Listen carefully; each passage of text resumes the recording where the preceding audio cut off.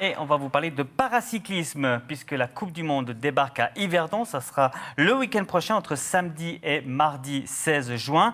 Pour en parler, donc, Silke Pan avec nous et Jean-Daniel Carrard, le président du comité d'organisation. D'ailleurs, première question pour vous, Silke Pan.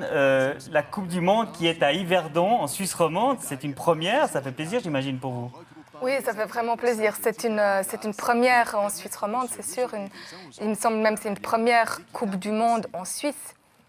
Donc, pour moi qui vis en Suisse, je trouve que c'est extraordinaire. C'est extraordinaire. Et ça, on le doit, entre autres, grâce à Jean-Daniel Carrard. Enfin, vous n'étiez pas tout seul, bien évidemment. Pourquoi avoir fait venir cette Coupe du Monde? Pourquoi organiser cette Coupe du Monde à Yverdon?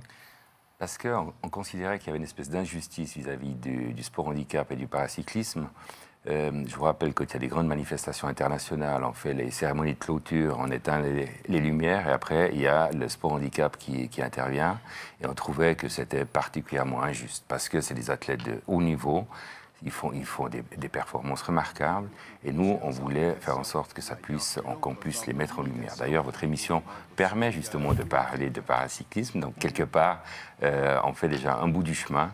Et on trouvait qu'il y avait quelque chose à faire de ce côté-là et on a décidé de s'inscrire au niveau de l'UCI pour avoir une des 4 manches de Coupe du Monde de paracyclisme. C'est vrai que c'est la première fois que c'est en Suisse. Il y en a 4 par année.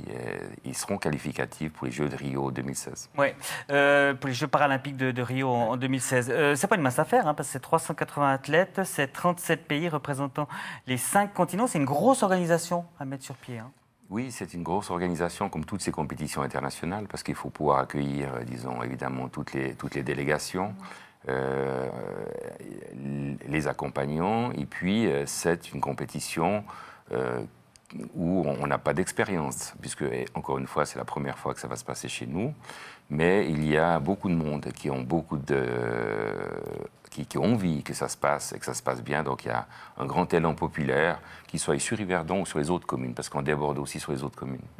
Silke Pan, l'organisation, la qualité de l'organisation, c'est particulièrement important, surtout quand on est comme vous une personne handicapée. Et malheureusement, vous avez un petit peu pu vous rendre compte ce week-end, vous étiez à la Coupe du Monde à Maniago, ça ne s'est pas très bien passé au niveau de l'organisation et du coup, vous n'avez pas pu prendre le départ de la course sur route.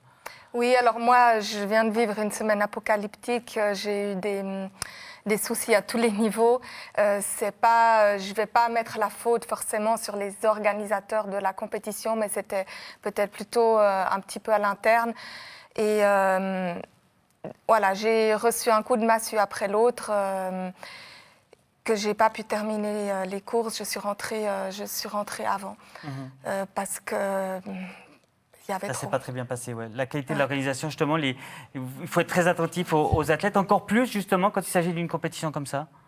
Oui, je crois qu'il faut qu'on soit évidemment attentif. Alors c'est pour ça qu'on a la chance d'avoir Silke qui est marraine et qui doit pouvoir nous permettre de corriger les erreurs qu'on pourrait faire. Mais encore une fois, on va mettre beaucoup d'énergie pour faire en sorte que, en tout cas, l'aventure malheureuse qu'a eu Silke ce week-end ne se reproduise pas chez nous. Donc on va faire en sorte que ça se passe bien. Et on va dire que ça va bien se passer. Juste 2 mots pour continuer à vous parler de tennis. Stanislas Wawrinka sert actuellement pour remporter le tournoi de Roland-Garros. Il a fait le break et il mène 5-4 dans le 4e set. C'est complètement fou ce qui est en train de se passer à Roland-Garros. On revient à Yverdon. Ça coûte combien d'organiser une Coupe du Monde? Ça coûte un peu plus de 400 000. D'accord. Et c'est un budget que vous arrivez facilement, j'imagine pas, mais que vous arrivez à couvrir. Est-ce qu'on arrive à trouver du financement justement pour une compétition qui n'est pas forcément très médiatisée, pas très connue? C'est pas simple. Au même titre qu'il y a des difficultés sur la couverture média, il y a la difficulté sur le sponsoring.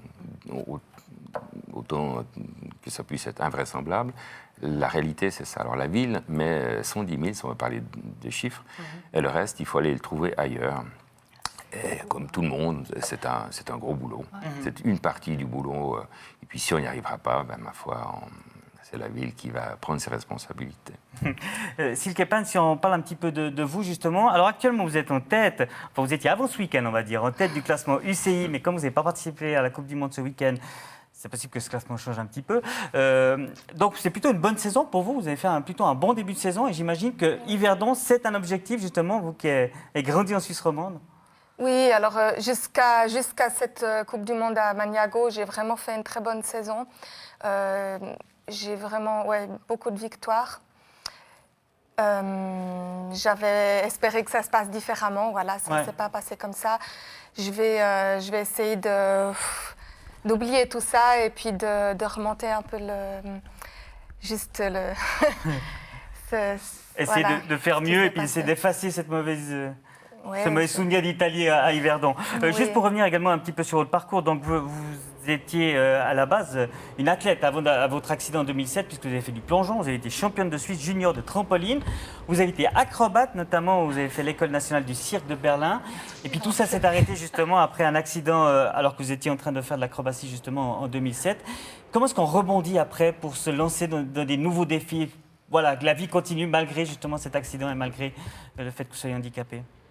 On rebondit surtout avec sa tête en se disant que, voilà, moi je me suis dit, je suis toujours en vie, ça a un sens, il faut que j'en fasse quelque chose.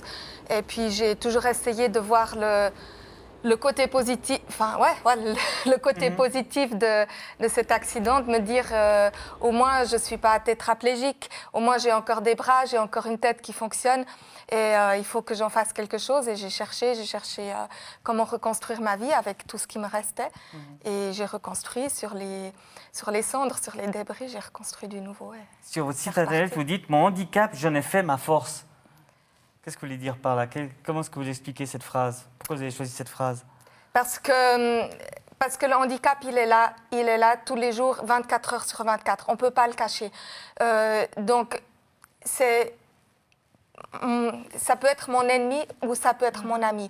Et maintenant, j'ai décidé d'en faire mon ami dans le sens que je fais un sport en chaise roulante, je n'ai pas honte de me montrer en chaise roulante.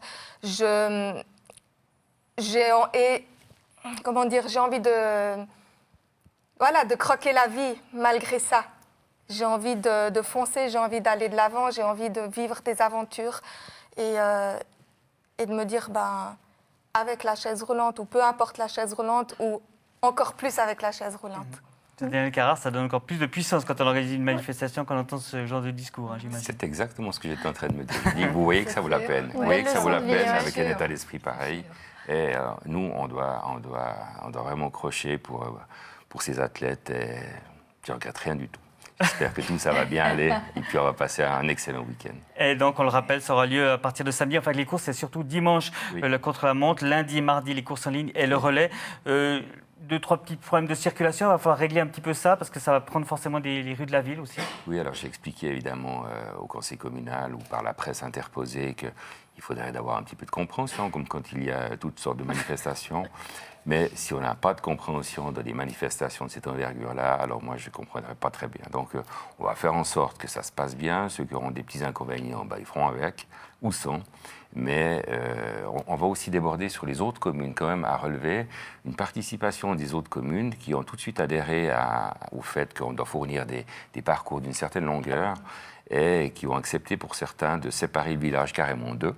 C'est-à-dire qu'ils ne pourront pas accéder autrement que par des chemins vicinaux. Et ils l'ont fait avec le sourire. Donc ça va bien se passer. Ça va bien se passer. Et on va donc assister à la victoire de Silke Pan. En tout cas, c'est tout ce qu'on vous souhaite sur les routes vaudoises. Merci beaucoup. Allez, on va passer alors que du côté de Stan, une balle de match a été sauvée il a eu une balle de match, mais Djoko l'a sauvée pour l'instant. Donc on est toujours dans le match. On vous tient au courant. Allez, on passe tout de suite au quiz de la semaine.